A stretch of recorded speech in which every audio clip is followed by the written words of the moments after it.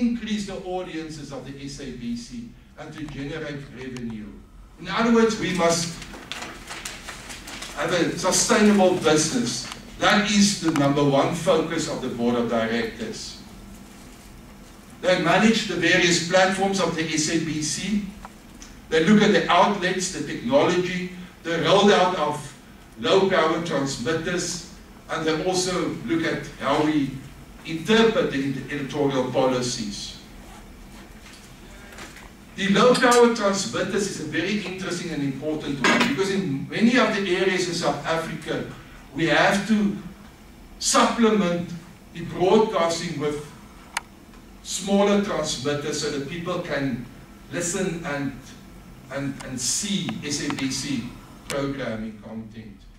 My colleagues from Ikwekwezi here will tell you that in some of the areas in Mpumalanga, there's difficulty with reception. Now, it's part of the plan to erect transmitters all over South Africa so that the local communities can get the radio stations that they want to listen to.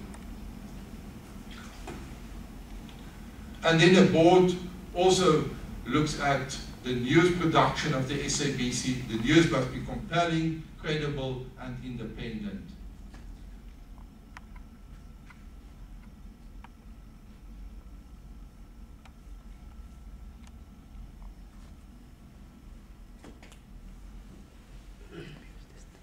There's governance issues, as I've indicated earlier on.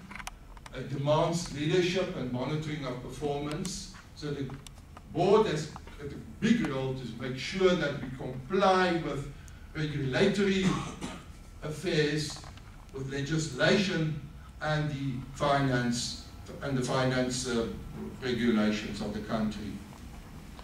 It also makes sure that there's a staffing structure in place which is fit for the demands of the SABC. There's, again, I refer to financial health, which is very important. They come up with strategies so that we can produce bigger audiences, mitigate the risk, and generate revenue. And then there's a lot of stakeholders that we have to manage in South Africa, and those stakeholders are government, the presidency, state departments, the businesses, private sector, churches, you name it.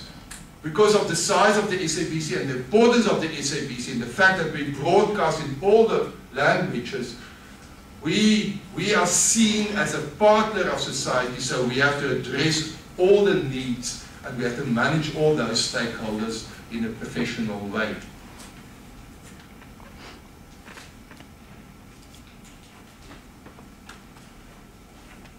Now, the Broadcasting Act is not only there for the SABC but for the total industry. The Act makes provision for a policy which will contribute to democracy, development of society, gender equality, nation building, provision of education, strengthening the moral fiber of society. Those are the cornerstones of the Act. Now, all broadcasters, everybody in this industry, they are governed by the Broadcasting Act. So we have to attend to those issues. This is part of whatever we do. We have to look at democracy. We have to look at how we can develop society. My colleagues here will tell you that they run sometimes special content on how to create business opportunities, how to manage your finances. In the run-up to next year's elections, we will run special programming on democracy. We will tell people the importance of democracy and how to uphold democracy.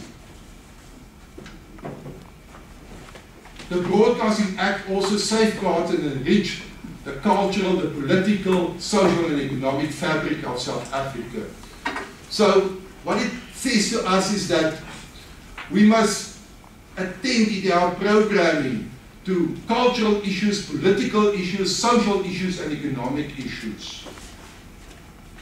So we produce a mixed bag of many aspects of society in our programming. We reflect that to assist people when they listen to us, so that we can, if there's a need, for instance, how to manage your finances, then we will produce programming in this regard.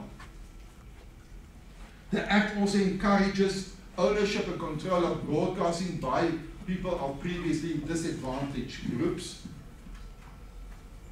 The Act is there to make sure that there's a broadcasting industry that will be by the people, for the people.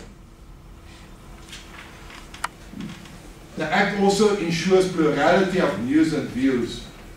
We broadcast a wide array of views on news of the day. We don't only broadcast the views of one political party, we cover all the political parties.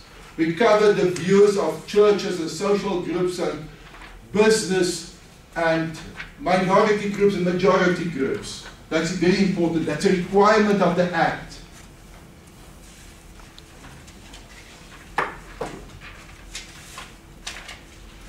The Act also caters for content for children, women, the youth, and disabled. So we have to take care of their needs also. It encourages investment and fair competition in broadcasting. That's very important. You know, this industry must grow. We must get more radio stations, more television stations, more online facilities, more news on demand.